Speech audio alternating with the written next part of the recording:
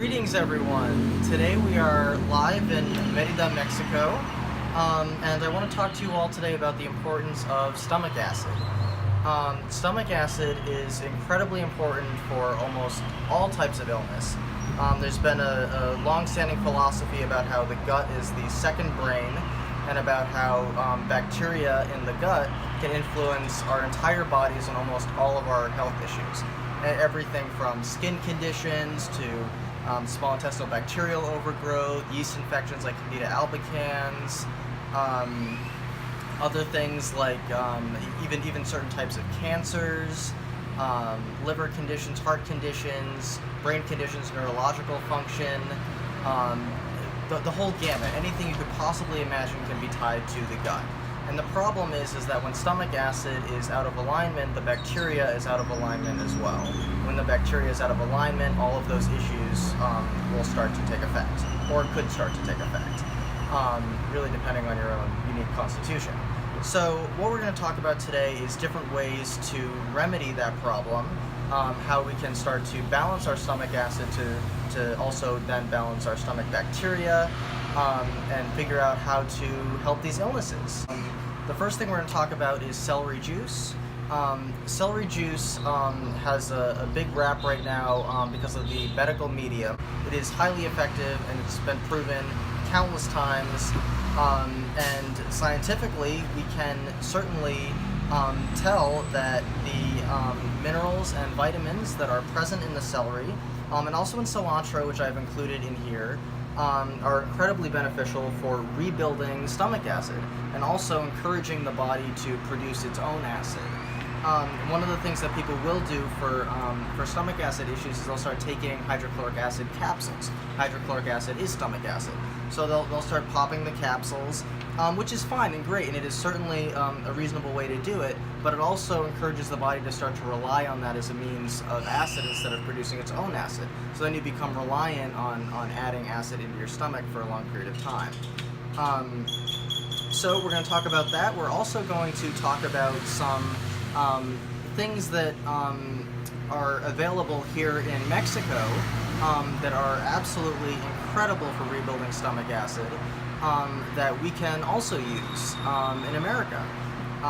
One of those things is hibiscus tea, and the other is a common cultural drink called horchata, which can be made in a certain preparation that highly benefits the stomach in a way that helps to line the stomach, protect it, helps to rebuild it, lower anxiety, to really make sure that the acid balance is where it's supposed to be. And you'll notice as you start to incorporate these things into your life that your overall health improves. And the reason for this, again, is because your bacteria starts to balance. And the moment your bacteria starts to align and everything shifts, every single part of your health starts to shift too. And you'll see it like a snowball effect. So first, celery juice.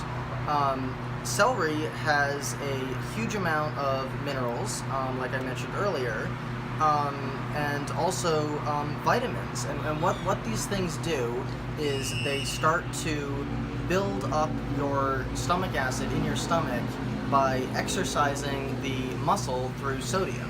So in celery, there's a huge amount of natural salts.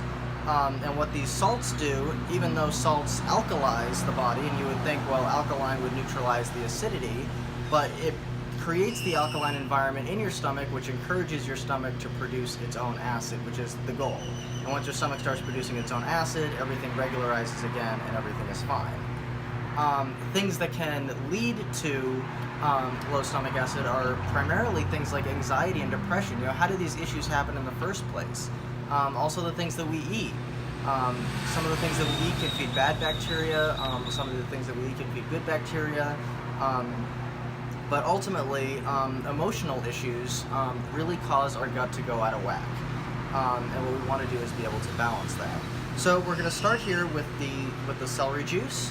And I'm going to blend it up. So what we have in here is celery, cilantro, and water. I have a pound of celery, a good handful of cilantro.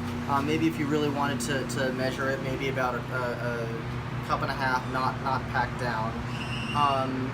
and then water, as you can see, about 3/4 of the way up the product, and we're going to blend it all together. Here we go.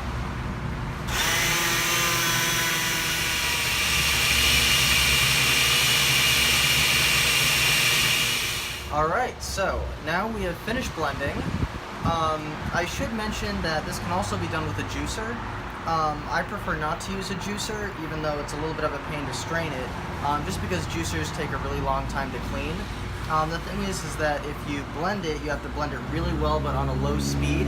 Otherwise, the heat from the fast motion of the blade can actually destroy some of the important beneficial minerals and oils that are present in the cilantro and the celery.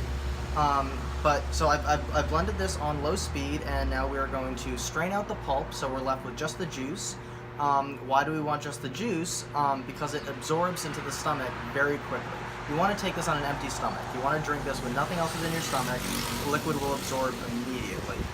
Alright, so here we go.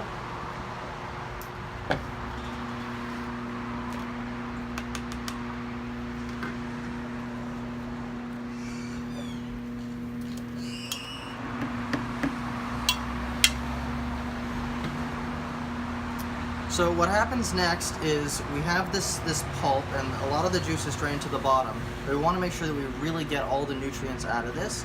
So we're going to mix it around with a spoon and really push it down. Move it about so we can really get the juice down into the sieve. And then as you move it around, it'll start to dry out bit by bit. And the more it dries out, we can start to press it. Use the spoon to press the pulp into the edges of the sieve to squeeze the juice out. And then move it around a little bit.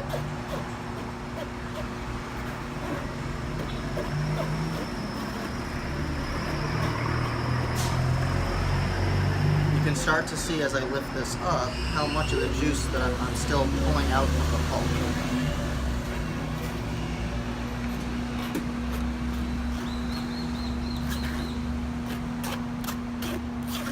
Another good tool for this would be a chinois. A chinois is a tool that's commonly used in kitchens for straining sauces. It's shaped almost like a funnel and has a very fine mesh sieve, but it really allows you to push the product up against the edges. But this works fine. If this is what you have at home, then this is perfect. Alright, so here is a glass of freshly pressed celery juice. I had to really pound at it, really squeeze the juice out, which can be a little rough, but you want to get all of those final nutrients to squeeze them in there. So now we're left with this incredible beverage, which will really help to build your stomach acid, balance out your bacteria, and leave you feeling happy and healthy.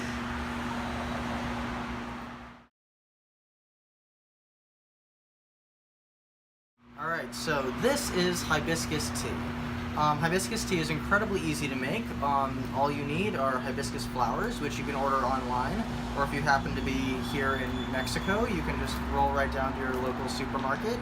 All you do is you take the flowers, put them in the bottom of a glass, boil some water, pour the water over the top, then you're left with the tea. You can filter out the flowers if you want.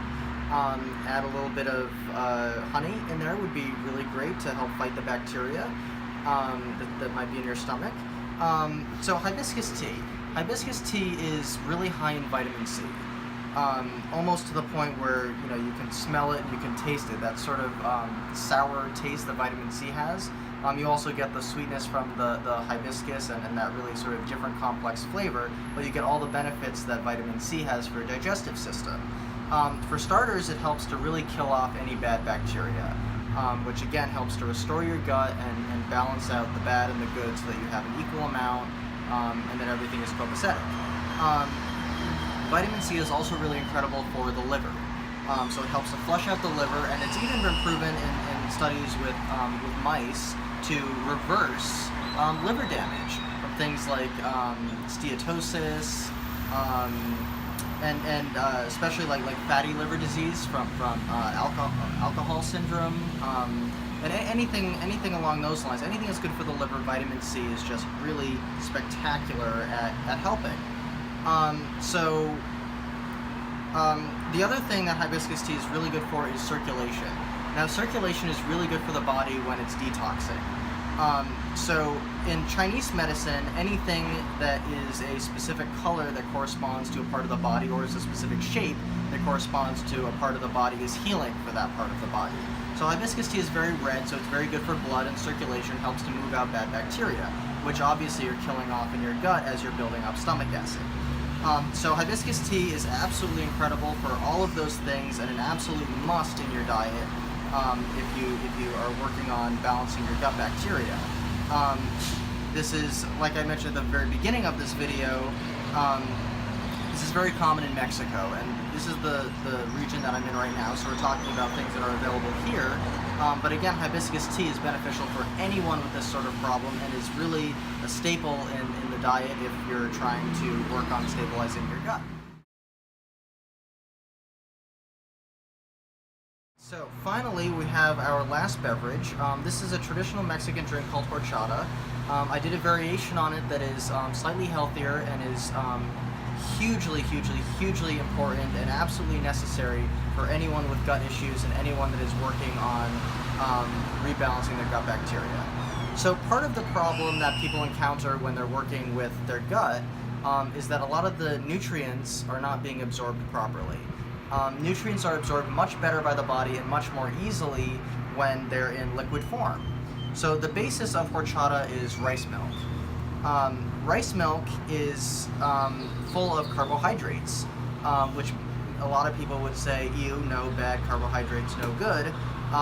But when you're having stomach issues, sometimes you really need that type of energy, because a lot of the other things in your diet are going to be more liquidy because your body can't handle solid foods. And you want that. You want to be giving your digestive system a rest and really be having foods that are, well, not foods, but liquids. You want to be juicing everything and getting most of your minerals that way, but you do need carbs, and this is where your carbs are going to come from. Rice has a multitude of benefits, by the way, in addition to the carbohydrates. It also helps to stabilize gut bacteria and really protect the stomach lining, and that's what we're going to focus on with this drink, is protecting the stomach lining. So in addition to the rice milk, there's honey. Honey is incredibly antibacterial. Most people know that. It's used, commonly to treat colds, sore throats, and it will help to kill the bad bacteria in your gut. And that also acts as a sweetening agent to make this just an absolutely incredible drink that you don't have to feel guilty about drinking. Thirdly, cinnamon. Cinnamon is famous for its ability to stabilize gut bacteria. It has an active component called cinnamaldehyde. What cinnamaldehyde does is it acts as an anti-inflammatory, helps reduce anxiety, which helps to calm the muscles in the gut, and also helps to, again, stabilize that gut bacteria, killing off some of the bad bacteria. Can help protect against food poisoning, similar to the cilantro that was in the green juice, protects against food poisoning. And then finally, I added one more component into this, well, two more components that really help to rebuild your gut lining and help to balance out the bacteria. As you can see here, even the flies are enjoying this drink. So these final ingredients are slippery elm. Slippery elm is native to North America and was commonly used in Native American traditional medicine for gut issues. What you can do with slippery elm is you can buy it in capsules and empty the capsules into water first, heat it up on the stove, and then add in your other ingredients to that because you want the powder to dissolve. You can also just buy a bag of the powder online and just spoon in the powder. At the end of this video, I'll tell you exactly what the ratio of ingredients is. And then the other thing is L-glutamine. Use a very small amount of L-glutamine, but it makes a dramatic difference in the gut. So the way to make this is starting off with the rice milk. You could make your own rice milk, but I think it's easier just to buy it at the store. Good quality organic rice milk. You'll take the rice milk and you will add to it the honey.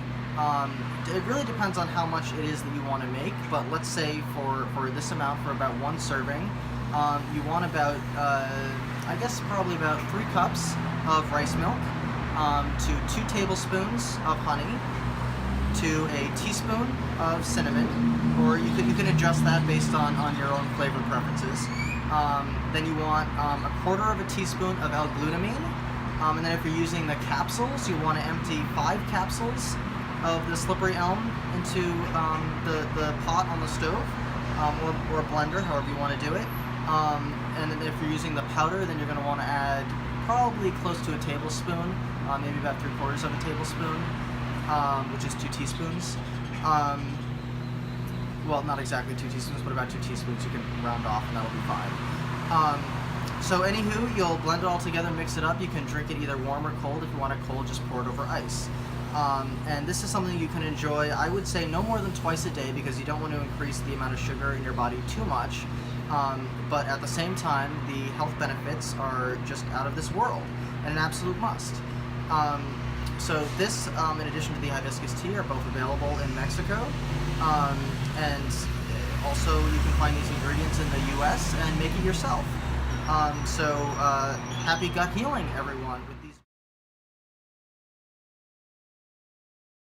What else we have the hibiscus tea, and we have our green juice. And what a coincidence that these are also the 3 colors of the Mexican flag. So enjoy, and these are, again, your staples for gut healing. Thank you so much for joining me here in Mexico, and I look forward to seeing you next time.